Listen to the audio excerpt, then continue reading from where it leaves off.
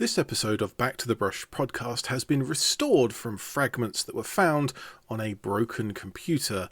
The full details of that were mentioned last episode, episode 16, but now episode 15 can continue. But this does mean that there are some audio issues and some of the images that we would normally show are not available. But hopefully it's still enjoyable to watch as we get back to the brush.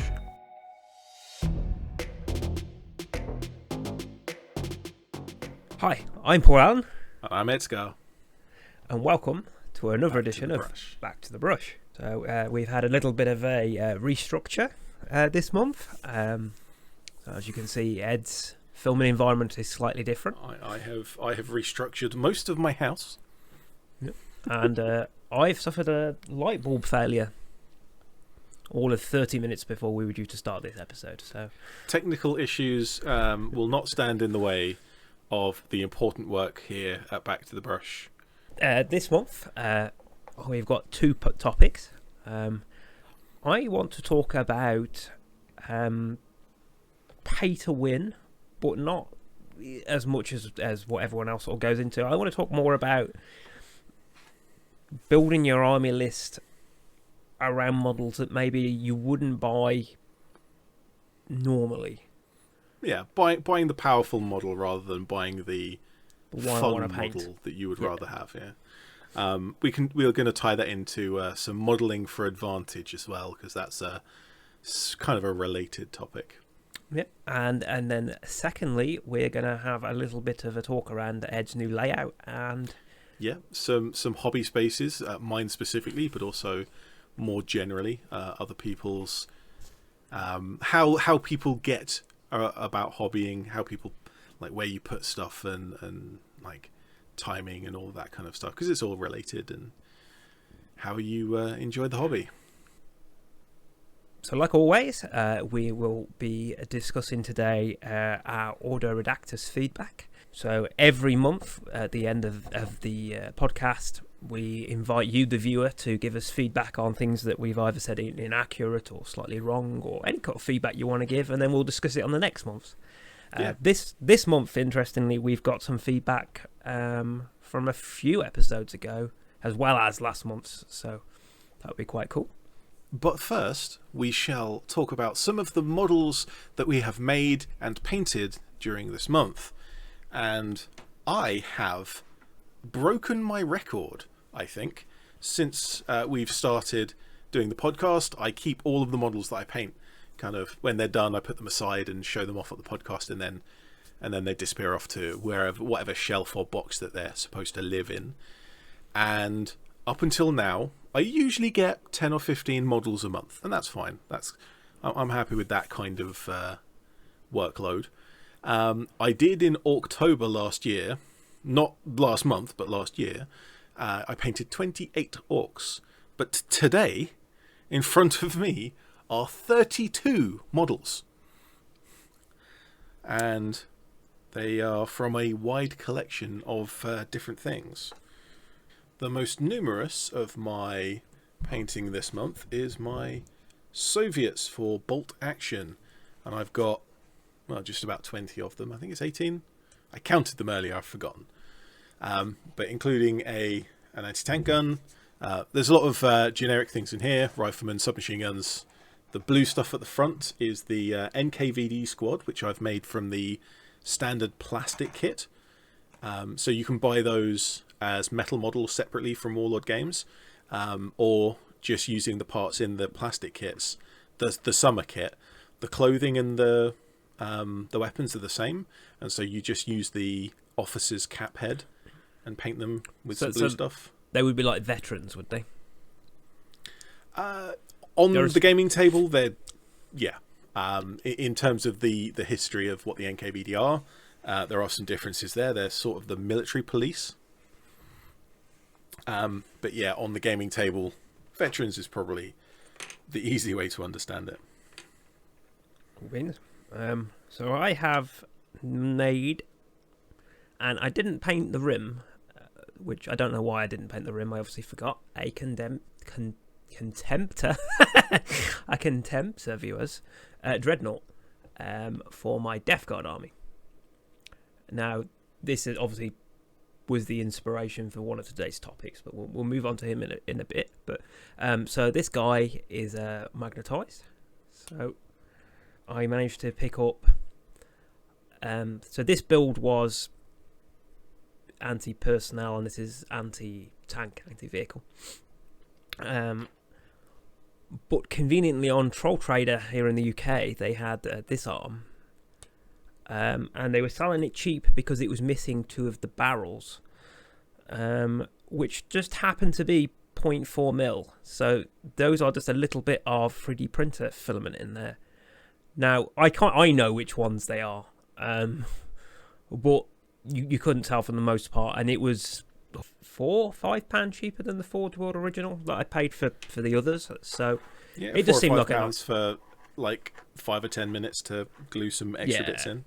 It seemed like a good addition, to be able to just swap it out to build either this build obviously I've designed to be anti-personnel, anti-tank, or this build that I like to call the anti-Tanith build, which is just entirely personnel.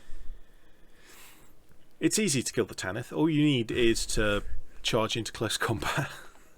Yeah. This C-beam, bring tanks and charge into combat. This C-beam weapon, its damage profile increases the further it shoots. Which is strange, but more powerful the further away it is. So that's there is a lore reason for that, but that's the only model I've painted to completion. I also picked up 2 more Plague Space Marines. So I'm going to put a cut in here while I look up their names. So both of these models are again from the Space Marine Heroes Series 3. Again, it's only because they continue to be the cheapest source of single units. So we have Morslug, which I picked up new on sprue. So I've nearly finished. Like the flamethrower bile spray of disgustingness. So he's got a little nurgling below him, and it's all like dripping out and stuff like that. So I was messing with technical. I say that one's not finished yet, but that I do like that. That was quite cool. I've been messing with the glossy paint on the green to make it look more toxic and oozy. And then the other one I picked up was Scabbeth, which is the one with the flail. Now this was a used model. The person I got it off of on eBay had painted it up in pre-heresy colours. It was actually quite a nice paint job. Obviously you've destroyed all of their hard work. I destroyed all of their hard work by chucking it in Biostrip. Unfortunately, all of the flails broke off during the cleaning process. Is that because they were put on with superglue? No, the person had obviously done some modification to this. So the bottom of the flail's handle is gone. So that's a resin printed part where I cut the handle off of. They, for some reason, filed off some of the points on the flail. And then they'd been broken off in the past and then re-glued. So they were just sensitive. So I rebuilt up that entire area with UV cure resin. I redid the spikes the way we've discussed before, where I do a little bit and then pull it up a little bit and then shine the torch on it and then snap it off and then like that to make the spikes back. Yeah, unfortunately, that's a good technique. Unfortunately, to get the flails back on, I had to use a good gob. Bigger the gob, the better the job, of course. So I've decided to try and make that look slimy. So I did that with a really, really bright green paint, and then kind of any overspill of glue with a Nurgle model that's just where the ooze is coming out. It's ooze. So yeah, I did that, and then I've done a layer of Nurgle's rot. I haven't got too far because I spent a lot of time messing trying to fix that. So he's not anywhere. I've got one more, but let's go back to some of your models. Yeah, let's talk about some of the some more humans, but from Warhammer 40k. Obviously, I'm still going on my Tanith first and only. There's some interesting Tanith first and only models coming out soon. That I won't go into too much detail because they all have their own videos. But particularly this month, I've got some of the 2002 metal ones, the classic models. So I now have the full set of the 2002 release. The real Tanith. And then, yep. A few more drop troops. Yes, and the drop troops are the Devic designs because on the sale page for the drop troops from Devic Designs, he recommends that you scale them up by 10%. And I forgot to when I printed them, didn't I? Yeah. Paul printed out the ones we did on the mini episode on Back to the Brush, and we both felt that they were nicely detailed and they came out pretty well, but they're just very thin in comparison to other Imperial Guard models. And so these two, I just did the two, just scaled them up by the 10%. And compared them to some Cadians and some other models. They turned out, in scale terms, like in terms of hero scale and true scale, these are proportionally thinner. So when you scale them up by that 10%, their bulk is about right, and so they look good next to the other models, but they are still taller. Like if I put some of these next to them, like this lady with a grenade launcher is just really tall, like a head taller than anyone else. Oh yeah. But on the gaming table, that doesn't matter. You're not really going to notice that difference. But because they've scaled up that little bit, they look so much nicer in comparison. Yes, and so absolutely with this particular kit, scale it up by 10%. And that goes back to something that we've spoken about a lot on Back to the Brush, which is size versus scale, and how hero scale is not an absolute. And another one of the models that I have painted, and this is actually for my Soviet army as well, sort of, but this is not a unit for the game. This is just a bit of kind of scenery, effectively. This is a Soviet field kitchen I found on Thingiverse, and when I 3D printed it, it had this massive gaping hole. Not sure if you remember that. Just absolutely ruined on the print. It was awful. And I thought, well, I didn't really want it to begin with. I just printed it because I thought it was cool. It was like, oh yeah, that's kind of an interesting thing. I might print it and see how it goes. And so when it printed badly, I was like, I'm not going to print it again. I can't be bothered. I'll just clean it up and paint it, and then maybe treat the gap as some kind of battle damage, like it's been hit by an enemy shell or something. Even though it's a field kitchen, it should probably be held slightly further back from the front line, but in war things get mixed up. Well, once I finished painting it, I actually thought it looked kind of cool. I really enjoyed painting this thing, and so I actually wanted to deal with the hole in the best way I could, and the best way I could is to apparently fill it full of cotton wool. Yes. So I teased out some bits of cotton wool into this kind of shape, but like there's five or six of them in here, and I sprayed them with grey primer. Okay. So I'm surprised it didn't react weird. On the cotton wool, it'll be fine. It's kind of clumped up a little bit because obviously the primer is wet. I was going to say, I'd have thought it. But I sprayed it really lightly, and on the camera view, I think this is coming out as mostly white. In real life, you can see little streaks of grey and white. But because I sprayed it so lightly, that's how it gets that effect. If I'd have really gone at it and sprayed it more heavily, it would just be like a matted, disgusting lump. But I think that came out quite well. So sometime in the past, recently, dear viewer, not mentioning any days, Ed did a live stream testing his new layout, and we discussed this on the stream and different methods of sort of locking that shape in. Because spraying it at with the moment this is very or... fragile. I can just kind of bounce it around, and putting this in a box to transport it, or kind of putting it on a shelf, it'll get dusty. Over time, it'll get damaged, and so how do we protect it? smoke blows in the wind. So we were talking about like spraying a thin layer of like UV cure resin to try and lock it in place, but we didn't think that would be hard That would enough. just make it look like. I mean, that might be Water- good for like a waterfall. I wonder whether like something like PVA glue that's heavily watered down, sprayed on, might There's a lot of different options, give it a bit of stiffness. But yeah, but I think what that needs is like a red LED in it, like a flickery red LED. Or I an actually orange do LED. have some yellow flicker effect, like tea candle LEDs that I got a while back and I've just never I've got used. some of those. I don't think it would fit under there, but I can see what I can do. Or a tiny little wire underneath, and then And the last two models that I have painted this month are both for competitions.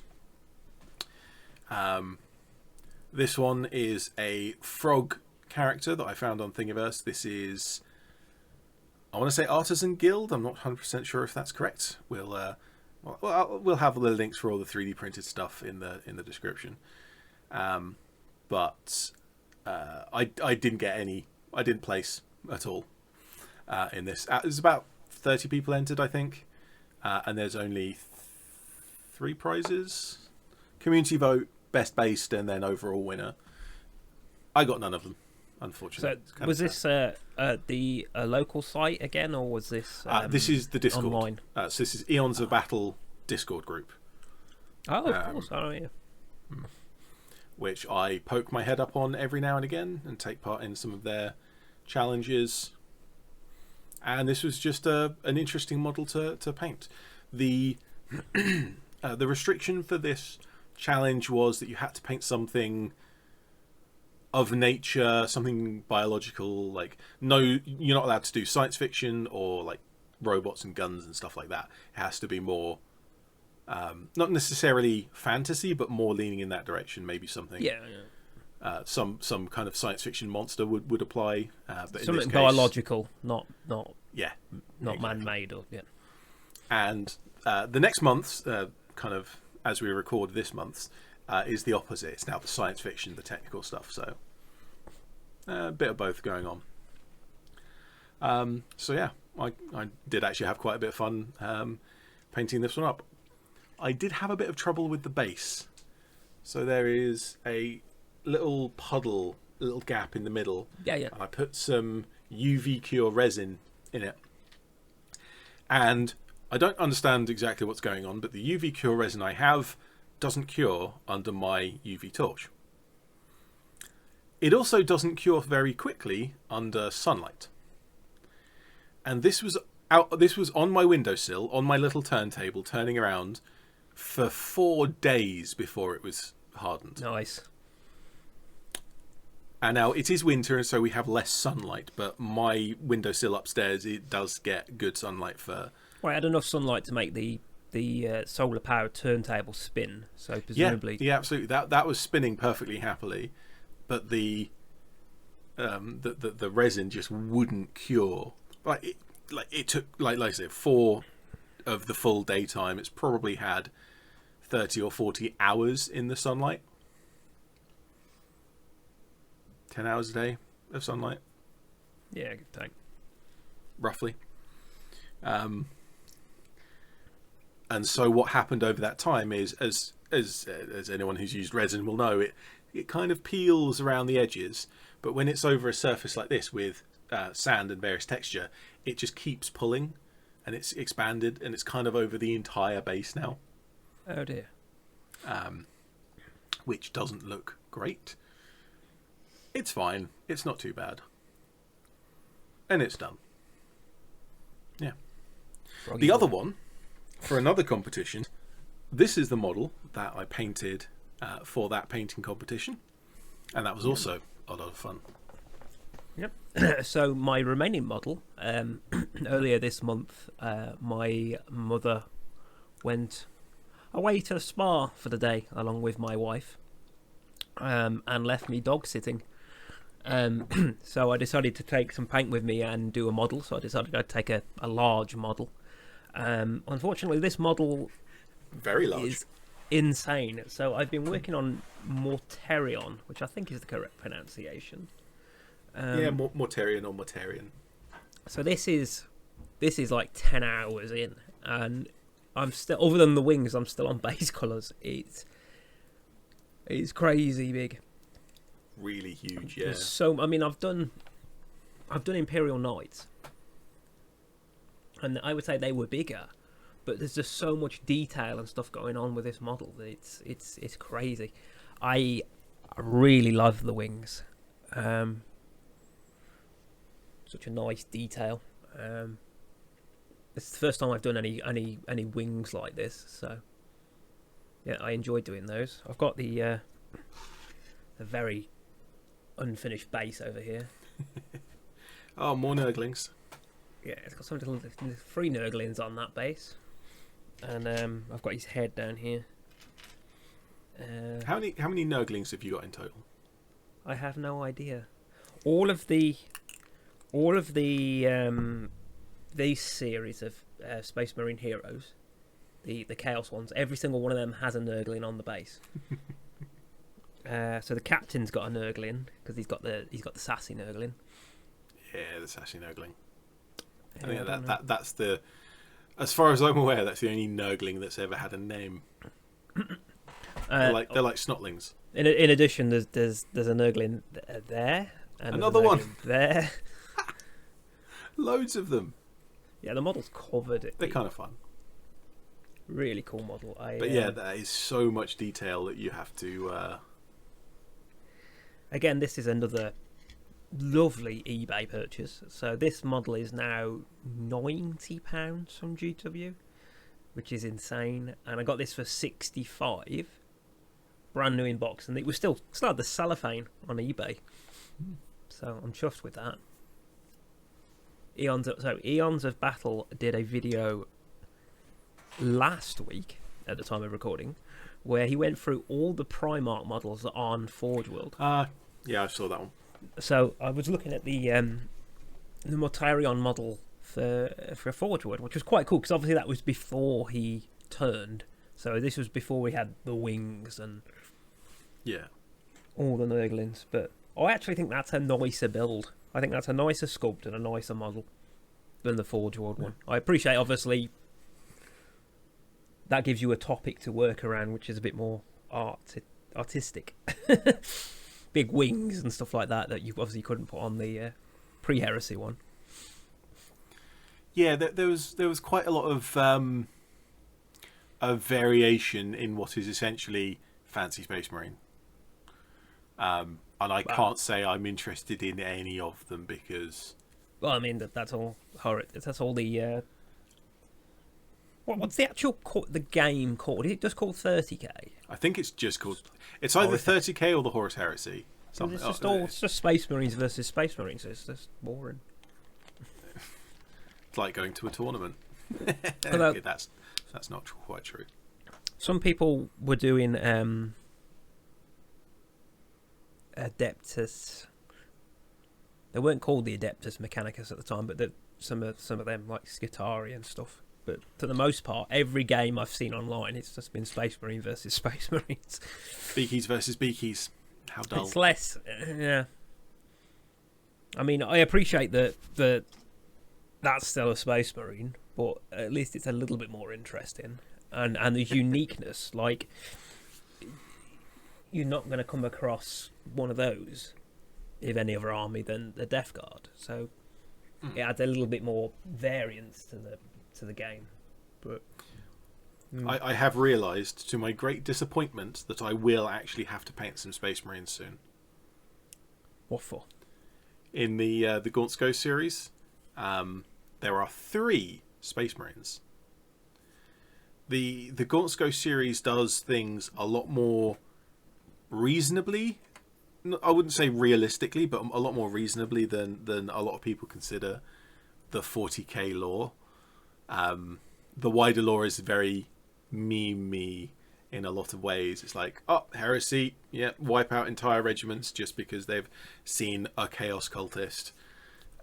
Kind of Well, if you think it through, it's all very ridiculous. you've heard Whereas the name Dan Corn. Abnett, We can't have that. Let's. yeah, if they even know the name of a demon, or not a demon, but of the Chaos Gods, nope, out, like, got to execute them all. Whereas Dan Abnett's writing is a lot more sensible, realistic. Yes, yeah. It works very well in that the meme lore of 40k is the in-world propaganda, and Dan Abnett's writings is much more like what's actually going on the ground. And so one of the commanders of one of the wars that they're involved in requested to the Space Marines to have some Space Marines to go on a special mission with the Tanith First and Only. And they made a request to the Imperial Navy to have ships that they could send. And the Space Marines, the Space Marines sent 3 Marines, and 1 each from 3 different chapters. So at least it's going to be interesting for me because I get to paint 3 different colour schemes. They're not all just blue. Yeah. I can't remember the full details of them, but I know one of them's a White Scar, and that's probably what I'm gonna paint first because that's the more interesting character. But yes, I'm gonna have to paint a Space Marine, 3 Space Marines, because I will want to paint those up at some point. You're just going to use standard tactical Space Marines? I assume you don't want Primaris. You're going to want normal. I will probably use the models of Primaris models. It is not explicitly made clear whether they are Firstborn or Primaris, but I think the book was published before the Primaris came out. Yeah, well, so they came out with 8th edition, didn't they? Yeah. I'll have to check dates because I don't know for certain. I suspect that these are supposed to be Firstborn, but I'm probably going to use just for scaling Primaris models just to make them bigger than the Tanith models. Yeah. I think the Firstborn models are still going to be a little bit bigger, but I just like the scale of things just to make them even bigger than that. Because some of the Tanith models, like the new Gaunt's Ghost Squad, they're out of scale. They're 35mm. Yeah, they're so I need some bigger Space Marines. Otherwise, Gaunt's going to be the same size as a Space Marine. Yeah, so I mean, sitting here, just because I've got them next to me, I have, obviously, I've got the Death Guard. Of course, these aren't Primaris because there's no such thing in the Death Guard, but the size difference is it's the size ridiculous. Of a Primaris. Or it's the height of a Primaris. Again, we're talking about scale and things because they're very bloated in shape. I'm just comparing the Russians to the Imperial Guard, and they are the same height. They look so much thinner and smaller, particularly when you look at them compared to like Cadians and Catechins, but that's just because of hero scale. The bolt action models are hero scale, but just a little bit, whereas Games Workshop stuff is way down the hero scale. That was a tangent. So the first topic that I wanted to talk about sort of come to mind when I was looking at this Forge World model. So I was looking at army lists. I was looking at competitive army lists online for what people have ran in Death Guard armies. There are lots of models that I think are cool that people won't run. So we've got like these are Possessed, I think they're called. So they're like Space Marines that have gone that far downhill that they've got no conscience anymore. They've just kind of melee, flying in, cool things.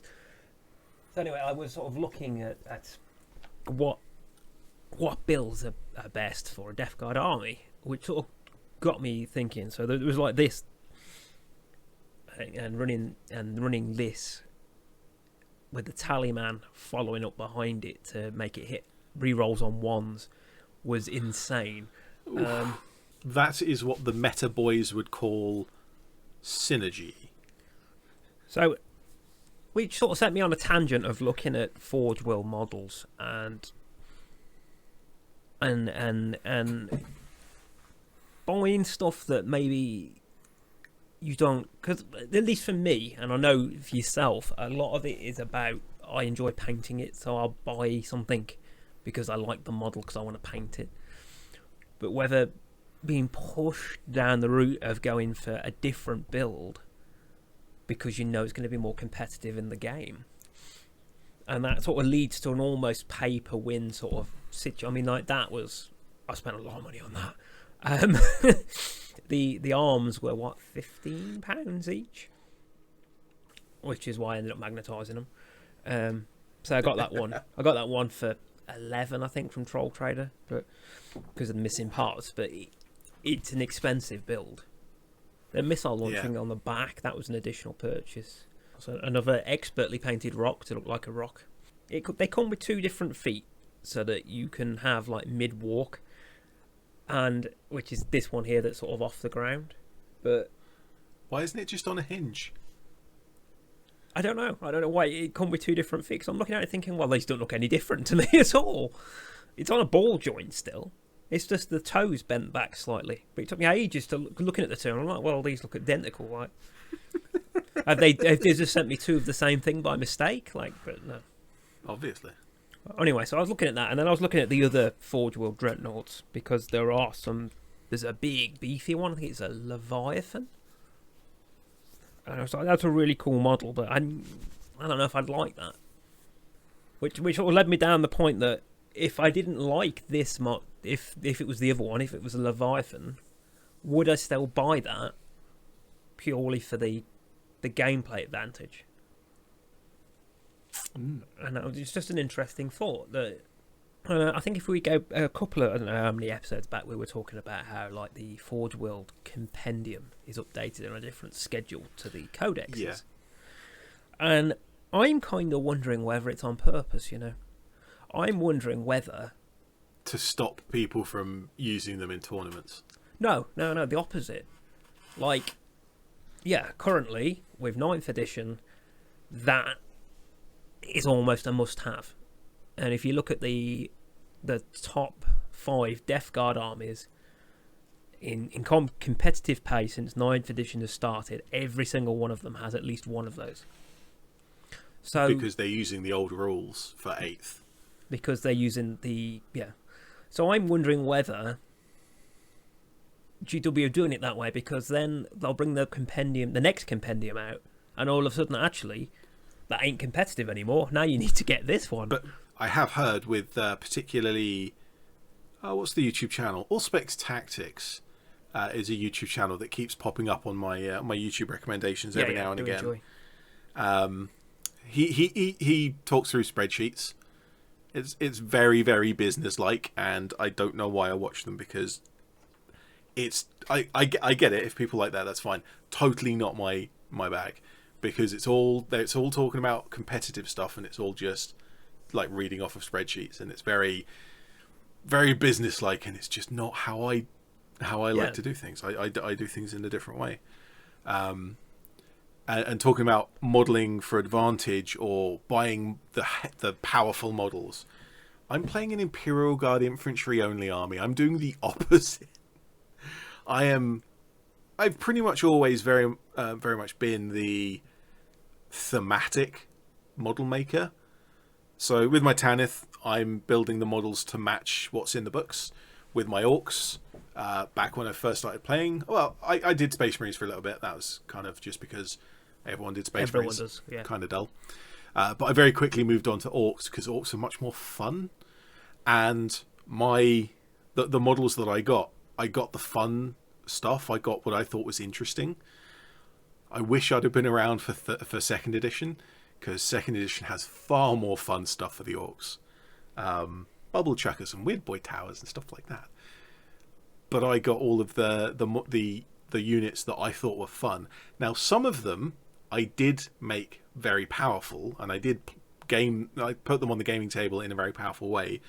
So, for example, if you take a Speed Freaks army as an Orc in 3rd edition, you can give any of the infantry units, they must have a transport vehicle. So you take a burner squad with 4 burners, you put them on a transport, first turn they charge in, dismount and then hit enemy infantry with 4 flamers at the same time, you can wipe squads with that. Yeah. Play the table. Very powerful. But I didn't buy those I didn't build those models because it was powerful. I built them because it was just fun. I just like the idea of this truck racing across the raceland with just flames everywhere. Mad Max. What was the Very Mad Max. The Doof Warrior is what you're thinking of. Yes, I was. Yeah. In a world where we've got a limited amount of resources when it comes to petrol and diesel, we're just going to burn it. Yeah. See, what my favourite fan theory for that is that they have an inefficient purification system for oil. So they're separating out the gasoline, the actual the good stuff that can be used in a petrol engine, but then all of the other stuff that's too heavy, particularly, it won't run an engine. Yeah, but you can set it on fire. You can burn it. You can use it more practically. You can use it as for a lantern or a kind of it's jet fuel, isn't it? Jet fuel is the heavy one. No, the other way. I think the jet fuel is the lighter stuff. It's been a while since I looked at separating oil. There's a whole science about this, and I did learn it. I did go through it all. But that was so long ago. Order Redactus will know. Yeah. So I suppose what I'm sort of getting at is the competitive play sort of element, like the big tournaments, is that sort of excluding people purely because you can't afford to run a competitive army, I suppose, is the long and short of it. If some of those lists had 3 of these, I'm stupid with money. I know I'm stupid with money, but throwing that much money at something that come the next compendium or the next codex might not be effective. It just seems crazy. I would also point out that a lot of the tournament gamers, I don't know how common this is, so I shouldn't say a lot of them, but a number of them, it's not unheard of, that tournament players will not build and paint their own. They will have it commission built. Oh yeah, I imagine so. As soon as a new codex comes out, they'll buy the models. They won't even have it sent to themselves. They'll have it sent to the commission model maker and painter. They'll pay them, build these models and get them to me just as fast as you can. And so the next tournament that they're at, they are there. They are the first people with the hot new army and all the hot new power creep codex. I would say that it's certainly not to the extent that you can't compete without doing that, without buying the expensive models. I mean, you can certainly go to a tournament and take part, and you can win some and lose some, just like everyone else. But when it gets to actually winning 100% or getting up to their high percentage win rates, there is a separate group of people who have the money to throw into that. But a lot of the time when it comes to those tournaments that they're going to, there's money to be made. I was going to say, you're making money out of it, yeah. So rather than buying a model that's powerful on the game so that you can win a game, they are investing in the thing that's going to win them the prize pool. What sort of interest, because I've never really looked into it before, was competitive lists, and there was stuff listing of the top 5, 3 of the 5 had Mortarion in the list because he's incredibly powerful, but he costs 500 points. And it was just interesting to look at. There was just lists of this is competitive and what everyone was running, and you can see going back on timelines which armies suddenly become there's a lot of Jakari again at the minute seem to be quite powerful with the current. That's Dark Elder for us commoners. Oh yeah, sorry. I just wonder if there's some kind of manipulation in terms of next year it'll be orcs, and there'll be this whole line of orcs that you can buy, and then the year after, all of a sudden, we're going back round to Tau, and then there's a whole line of new Tau. As to whether it's just a little bit deliberate. I have heard it repeatedly, not just as a complaint, but with proofs, like with examples. I've heard it so many different times, so many different examples, that I think it must be the case that Games Workshop releases a codex, everything's super powerful, and then not long after, there's some adjustment to the points cost, or there's maybe someone has a couple of wounds taken off, or maybe a strength or a toughness adjustment here or there. Not big things, just a little bit, just to bring the balance back. And it's kind of like, did you not test any of this stuff, Games Workshop, before you released it? I suppose the other interesting thing is this month, Games Workshop have started a new policy where they're going to release game adjustments on a regular cycle, but they're going to give them away for free. So the idea is that you would just print out these extra sheets, tuck them into your rulebook, and then you've got the most up-to-date list, which is going to be like balances and stuff. But obviously they've only done one so far. But it just seems odd. It just seems like obviously game balance is always going to be a problem. But I wonder. In defense of Games Workshop, game balance, when you have 30 something factions, I don't actually know exactly how many factions, quite a few factions, and when every faction has many units that no other faction has, and many rules that no other faction has, there's a lot of stuff where this one rule from this one army and this one rule from this other army make something that's skewed in massively in the favor of one army or the other.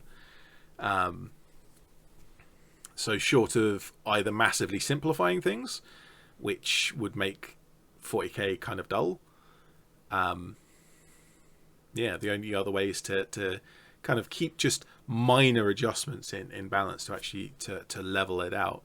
But Games Workshop doesn't do that. They make massive adjustments in one big chunk whenever they release a new codex, and then there's constant tweaking here and there after that. Yeah, I mean, what seems odd is to me, who's come back into it at 8th, is they seem to they'll select one particular Xenos race or Chaos race. So 8th edition it was Death Guard, and then 9th edition it was the Necrons. So they redid them, but they always do the Space Marines. So every time there's more Space Marine. Not only the poster child, but there are, like, people were saying, like, the models for the Tau are like 15 years old, and the models for the Orcs until recently were like 20 years old. It's Eldar players would like a word. Yeah, the Eldar models. The Eldar Guardians are the oldest infantry squad that are still the only option for that in or the entire Games Workshop line, and they're from 1994, 95. Wow. Okay. I was watching an episode of Adeptus Ridiculous the other week, and they were talking about the Sisters of Silence and how they've only got one. Yeah. They've got one box of inventory and one character model. Yeah. And I was like, but I'm sure there's more than that. And I went on it, and there's like 4, but it's actually the same box. It's just different building. Yeah. And they were saying those were ancient models. The character. Yeah. I mean, they're not that old because they were around. Because they weren't around when I left 40k. I left in like 2003, 2004, maybe, something like that. And I never heard of Sisters of Silence back then. The Eldar Guardians, the Catachan and Cadian and Orcs are all the same models until like a couple of months ago when the Orcs were replaced. Catachan, Cadian and the Eldar are the same sprues that they were when I left. There's probably some other examples as well. And so while the Sisters of Silence have a very limited supply of what they actually have access to. I can't imagine that anyone would play a Sisters of Silence army. No, you would have them as they're Like, psychic resistant. maybe you would. Well, Maybe you just have an entire army of the same unit. Maybe that, if they're powerful enough, No, maybe that works. you would run them with Custodes, is the general rule. They were discussed in the video, is that you would run them in a Custodes army because they are blanks. They are 100% resistant to psychic attacks. So they're very powerful, but only very limited uses. But they were pointing out that they are on the front cover of the new Custodes Codex. They previewed the artwork for the new Codex, so hopefully they might be being rolled into that Codex, but we don't know. We digress. Yeah, when you have such a limited number of models, it also might be a case of if they're not selling very well, Games Workshop are more likely to bundle them in, because that's what happened with the Inquisition and the Sisters of Battle. They got bundled in together and then split out again. Then I think from the earliest days of the Battle Sisters, they were separate from the Inquisition, but at some point, because neither line was doing well, I think the Inquisition was doing pretty badly. The Sisters were doing fairly well. That they got bundled in together, and then they've just, the law kind of said that they were bundled together, and so now the law says that the Inquisition and the Sisters are somehow massively linked. No, they're separate again now as separate codexes and stuff. But yeah, weird. Okay, so we're going to move on now into Ed's new desk, command hobby space. my new hobby space, but also we're going to talk generically about other hobby spaces, kind of Paul's and yours at home, and how and how we get to painting, how we get to building, because I've noticed how I've changed some things in the last couple of days. Actually using it in the last couple of days, I'm noticing things that I hadn't necessarily noticed before. So to give a bit of an introduction, what I've basically done is what was a little desk in my room, very small desk with my computer on it. And then all of the stuff downstairs is where I've done all my filming. And I had a bigger room downstairs with loads of shelves, all of my tools, supplies, everything's down there. Great big table that I've got my cameras and lights set up on. And my old desk has moved into the 3D printer room. So my 3D printer's on that little desk now. And the table that the printers were on, which was bigger table, is now here, up here for me to use as a computer table. But also it gives me much more room for actually doing stuff on the table. So I've got my cutting mat, I've got models, I've got my painting handle that's tied up in all of the wiring. That's up here. And behind me on this piece of furniture here is my painting supplies. So I've got a box of paints. There's a tube of super glue down the back there somewhere. And I've noticed that... And my other painting handle. I'm surprised at how much I'm using that. Side notes. This painting handle has the my kind of jaw clamp clip that holds onto bases. So if I put a model in there, it holds onto the base, clamps it in.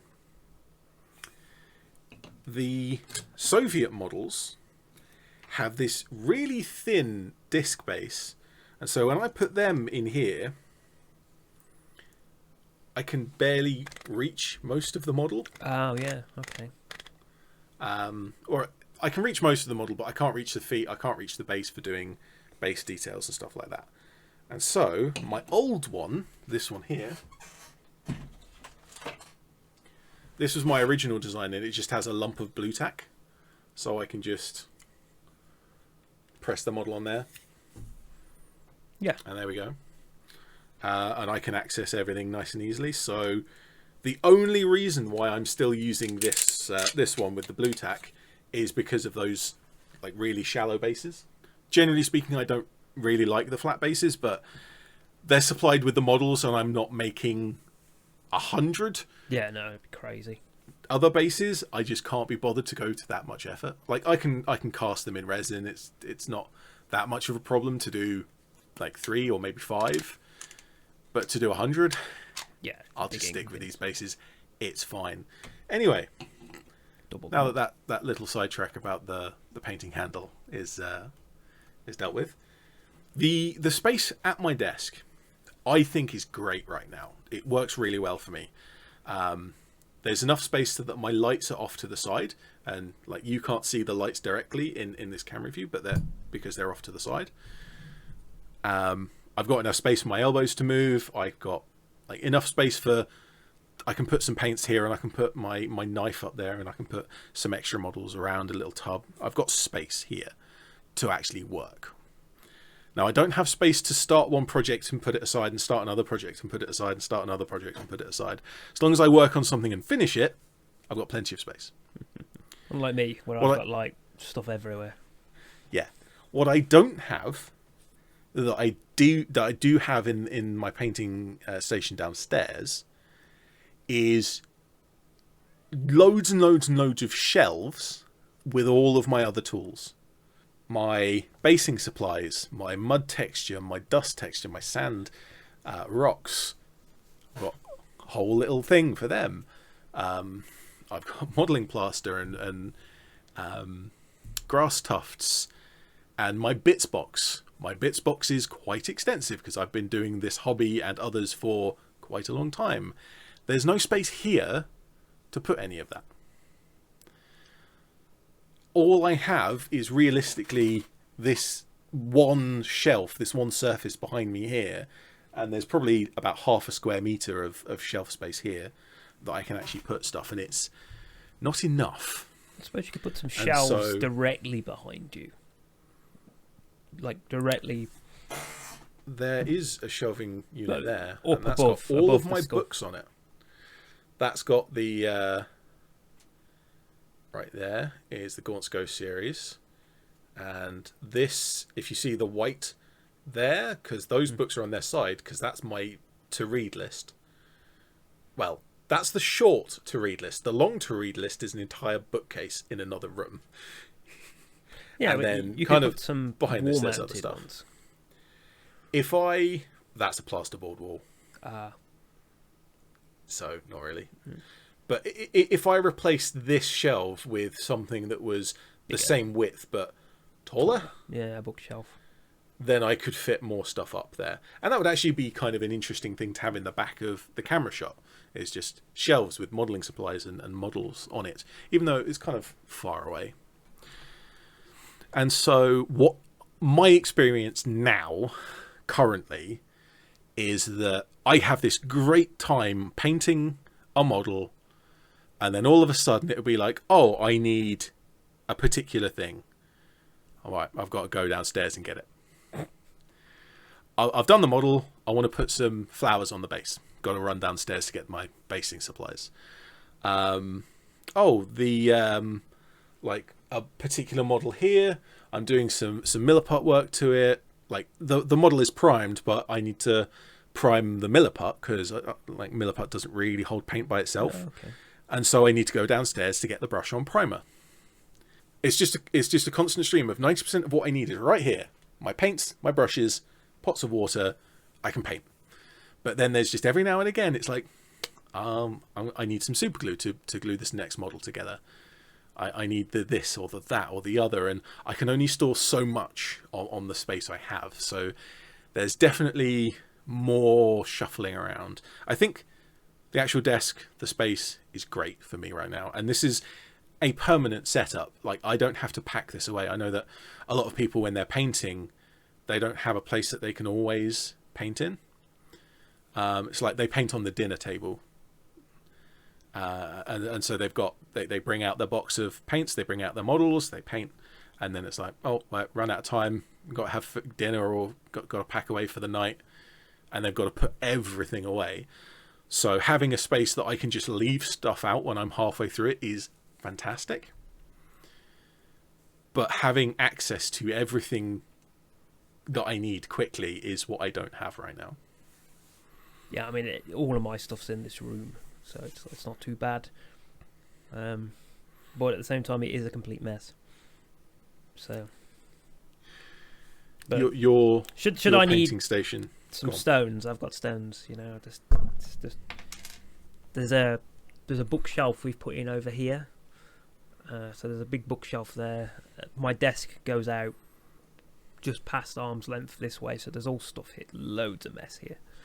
There's stuff under this desk. It's it's crazy.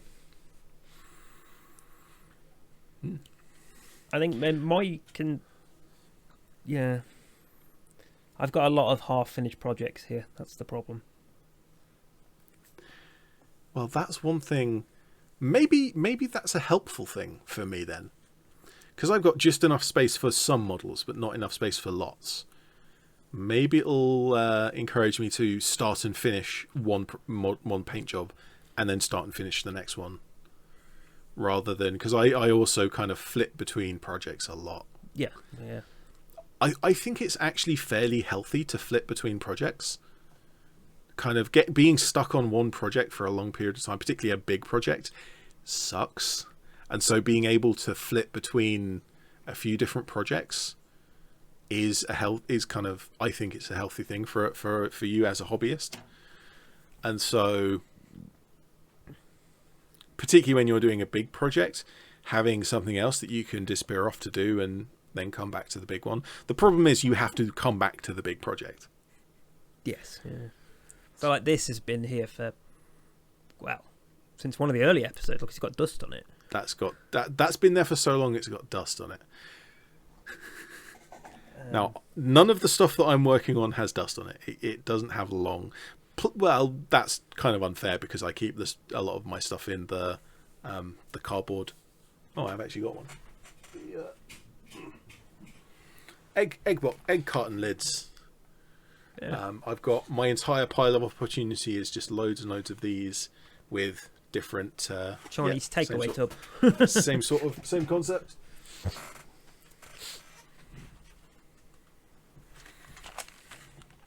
Got my order dice for bot action. I'll need those soon.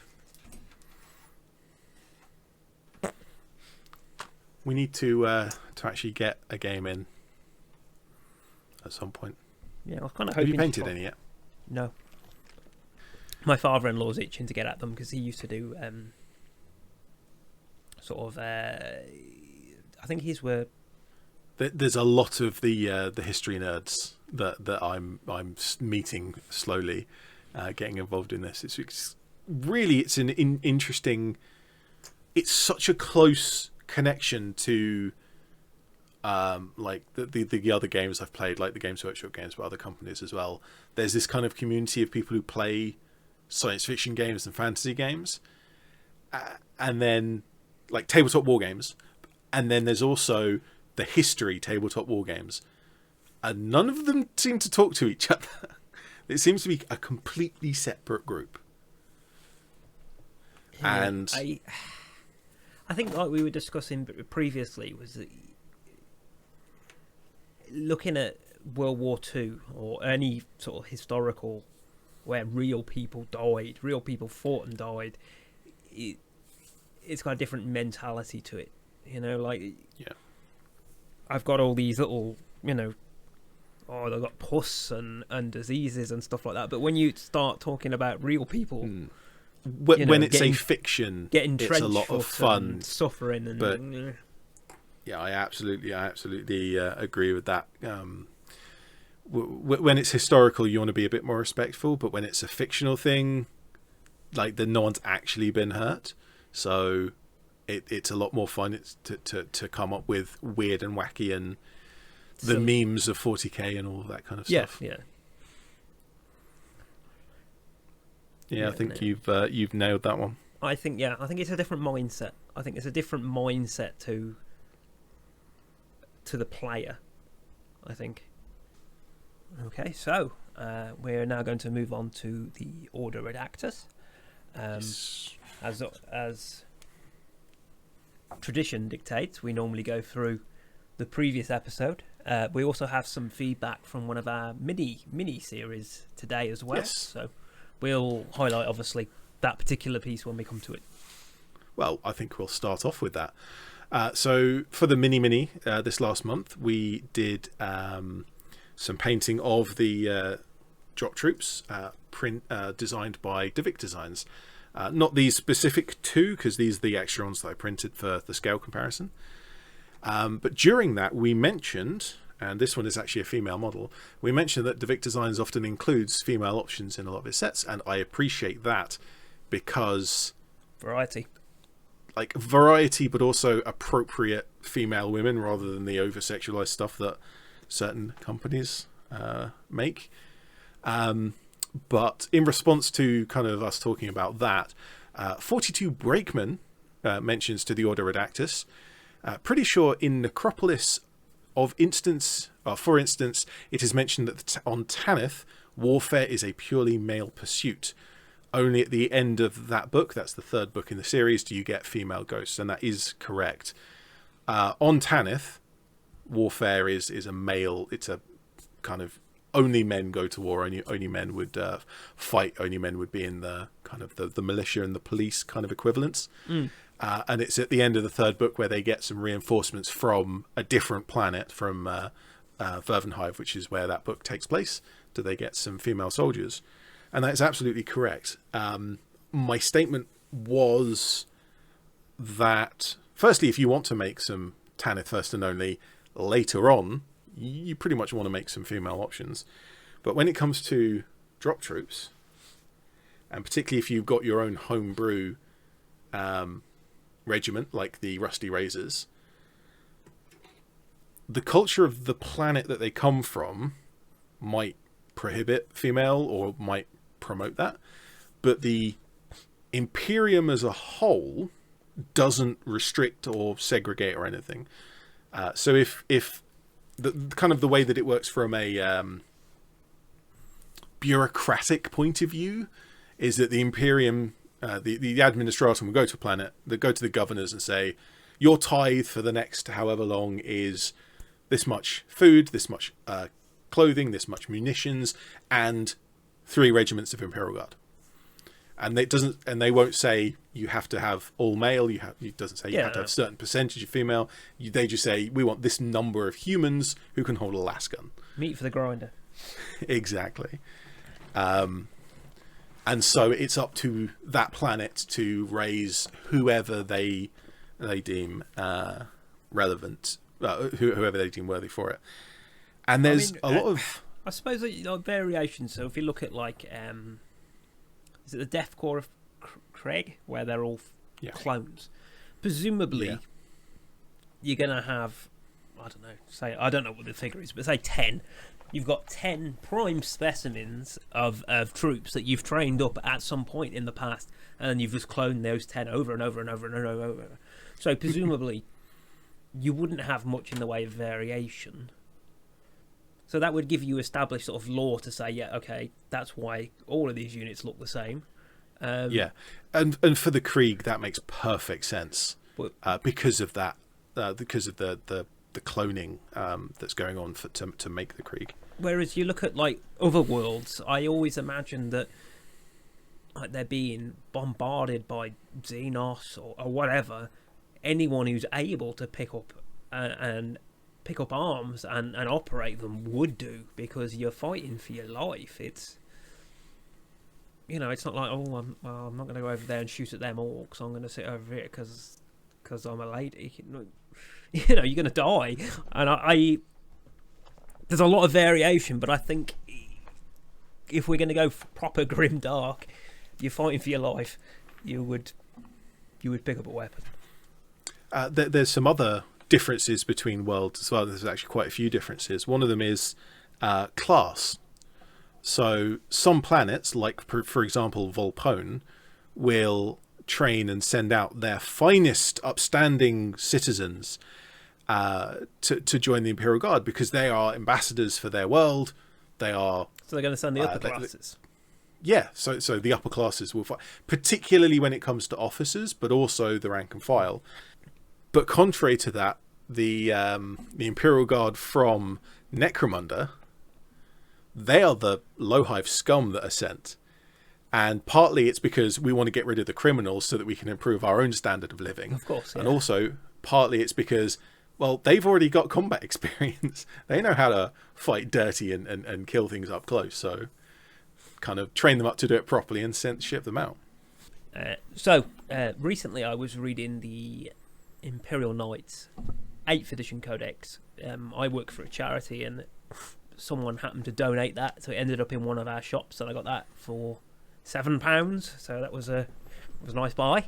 Nice. And a lot of the backstory to the Imperial, like the Night Worlds, should I say, the Night Worlds, are that they're the top echelons of society, and the Knight, the robot itself, is passed down generation, father to son or son to daughter or whatever.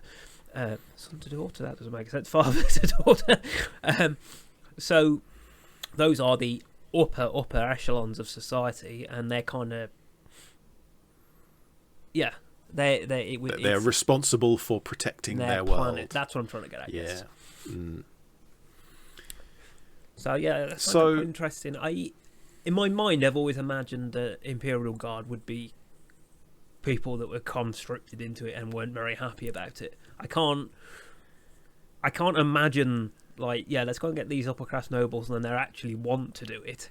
I always feel like the guard always feels like it's a conscript. You're forced into it, whereas Space Marines, people want to do it, I would say. That's a lot of the time with the Space Marines, the planets that the Space Marines recruit from don't necessarily know about it, because so few Space Marines exist. Each chapter is only allowed 1,000 Battle Brothers at any time, and even with them dying constantly in the constant fighting, they're still only recruiting a very small number, and so it's only like one person here and one person there and one person there from a planet of millions or potentially several billion. I always imagine it's kind of the best of the best of the best type. Like they're going in and they're taking the creme of the military, and they only want one, but how many are they taking to put through the trials to even see if they're going to come that far? They might take 100. They go after 100 people. That is a good point. Yeah. Like you look at the Space Wolves, because I was thinking of the Snipe and Web video about Space Wolves. They just drop them in the middle of the wilderness and say, right, you got to get to this base in 6 weeks. We'll see you there if you survive. Like, I think my understanding probably does come from the old Space Wolf novels, which you might have to borrow at some point because they're kind of cool. The population of Fenris, like, they don't know about the Imperium. They wouldn't know what a Space Marine was. Like, they don't know because it's a feral world. But in a more civilized world, you might actually have public knowledge of the recruitment for Space Marines. And so I think this comes down to one of the core things about understanding the Imperium as a whole, is that whenever you say this is what happens in the Imperium, that only happens sometimes. It's not. Yeah, there are no absolutes. There's no absolutes. So, like, oh yeah, Imperial Guard are clones and they're all thrown in and they love death. Well, that's the Krieg, and there's probably other Guard regiments that are the same, but it's not all of them. No. So the Krieg, my understanding was that they were cloned, and that was more of a special circumstance than not.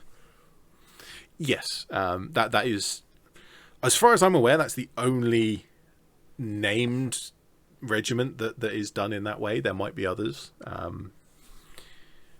Most of the time they're recruited from the population and trained as kind of in a similar way to soldiers in the real world are taken from the population and trained up. And would someone be taken from the Imperial Guard that showed particular aptitude to be made into a Space Marine? I mean, I appreciate obviously they would have to be quite young. I was going to say they'd probably be too old. How old? I think the age limit on being chosen for a Space Marine is about 10 or 12. I don't remember exactly. I thought it was 20s. Maybe I'm wrong on that. Yeah, it could be.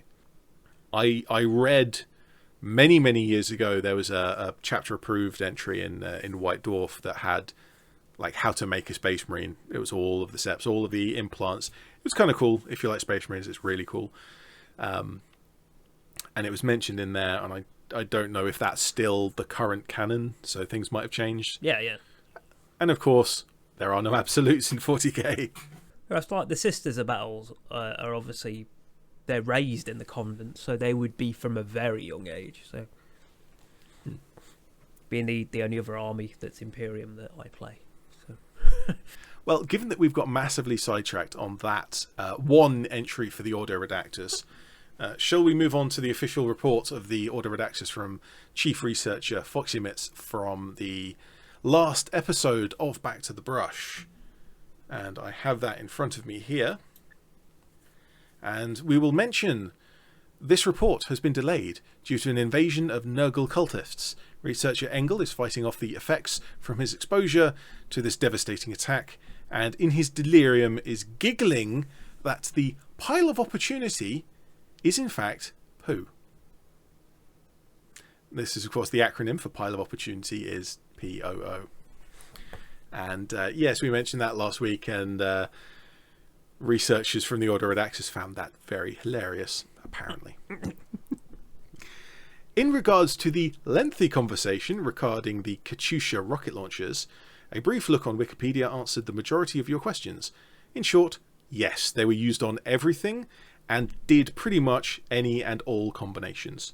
And I've been doing the same research since last month, and the Katyusha, kind of Katyusha is just a nickname for a class of weapons. It's not like this specific rocket launcher that we put on the back of this truck is the Katyusha. No, this is the M30. Okay, so but it's also a Katyusha. I was imagining that was like a model of car. So like, yeah, it's, you know what I mean. If I said like Nissan Nevada, which is obviously their pick-up-y truck version thing, that's what I was imagining. Katyusha, I can't say it now. Katyusha. It is, you know what I mean. Like if I said a Nissan Nevada with the flatbed, then we've just whacked some missiles on it. That's how I was imagining that. We're not sponsored by Nissan. Yeah.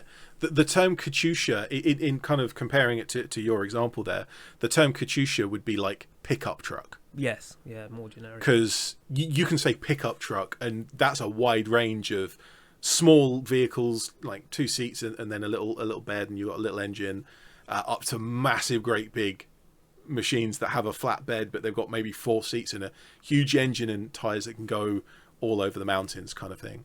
Katyusha is just a nickname that the soldiers gave to them, and it's kind of stuck. And there's everything from literally rucksack, like one person can carry it, set it up on the ground and shoot 4 rockets at a particular target, all the way up to the most modern like GPS guided rocket systems that have that just have multiple launch capabilities. They're all called Katyusha because it's just a nickname for all of this kind of stuff. So the next mention in the Order Redactus is that there are more than 2 Zote miniatures.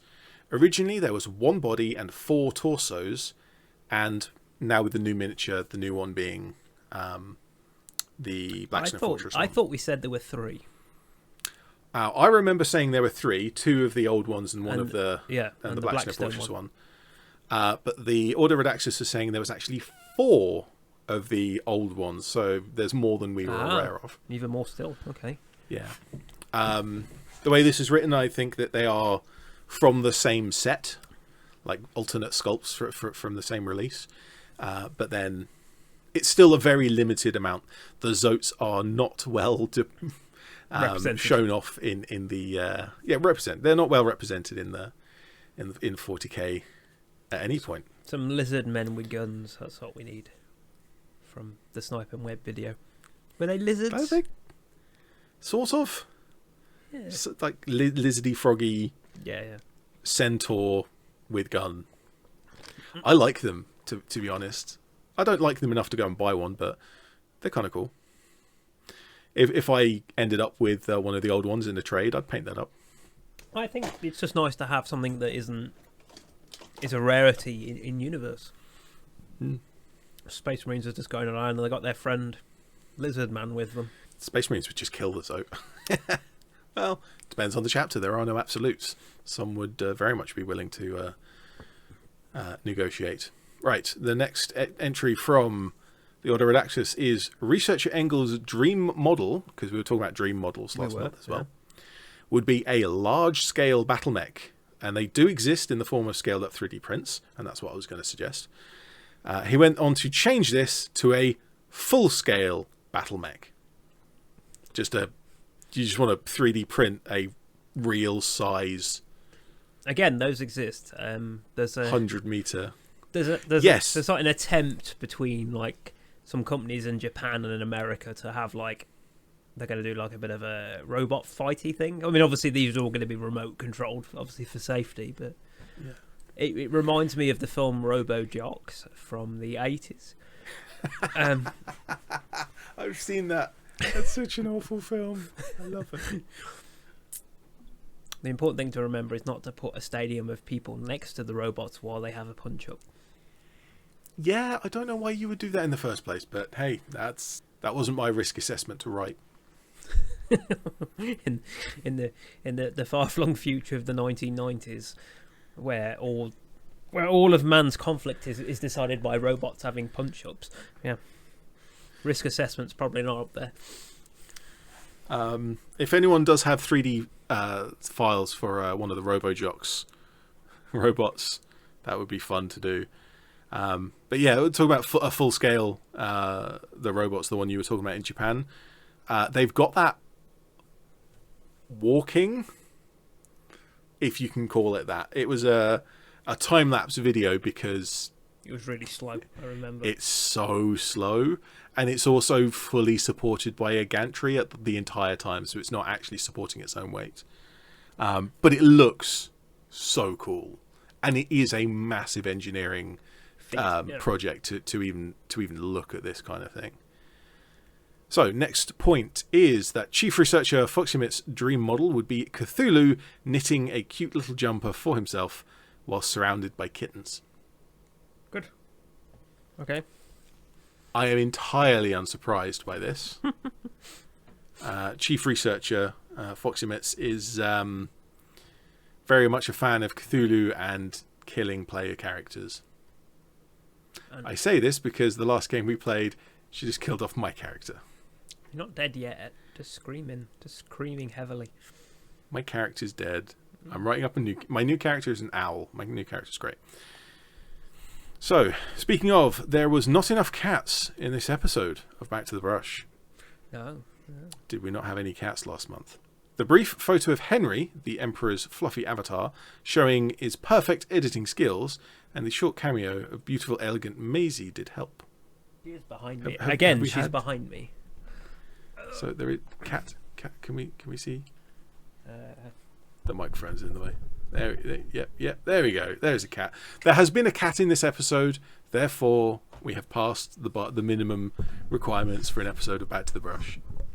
Yeah, she sleeps on the chair that I'm currently sat on, so she's not very happy. And the Order Redactus official report ends with, in the next episode, it is requested, no, demanded, to have more cat content. So we've had a cat, so that's been, been fulfilled. Your neighbour's dogs are also contributing? I have no control over the neighbour's dog. The dog next door is a security dog, and therefore is trained to bark at stuff. Which is a good thing. And the dog is very good at its job. No one's breaking into Ed's house. Well, people can break in. It would just be very noisy with the dog barking the whole time. Because the dog's not at work when it's here, because this is the house of the handler, I think. That's the word, handler, yeah. The handler lives here, and they're not at work, and so they don't respond in the same ways. We're away from dogs. Actually, I actually failed to mention, as Ed did point out, that he's done the highest amount of models he's ever done this month. Yes. I also have a record of doing the least amount of models this month, so that's a nice. So, given your teeth, that has been lots of surgery. Yeah. Okay, so if you've spotted anything in this episode that we've said inaccurately, or if you've just got any comments or feedback, then as always, pop it in the comment section below and tag it as Auto Redactus, and we will mention it next time. Yeah. So, thank you very much to everyone for following along. I'm Edgar. And I'm Paul Allen. And we'll see you next time when we get Back to the brush.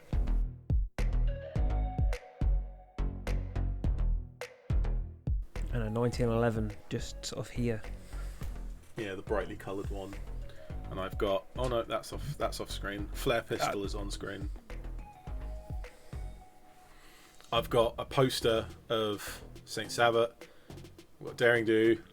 I've got Scullaboy. Febreze, a skull. How could you tell that that's Febreze? It's a Febreze bottle. It's the right colour.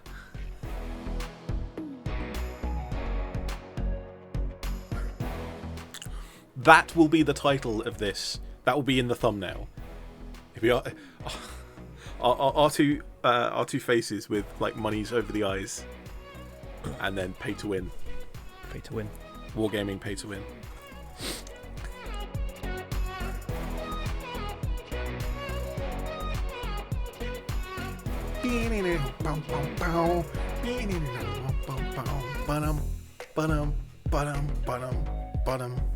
I like the intro music for Back to the Brush. Right, stop the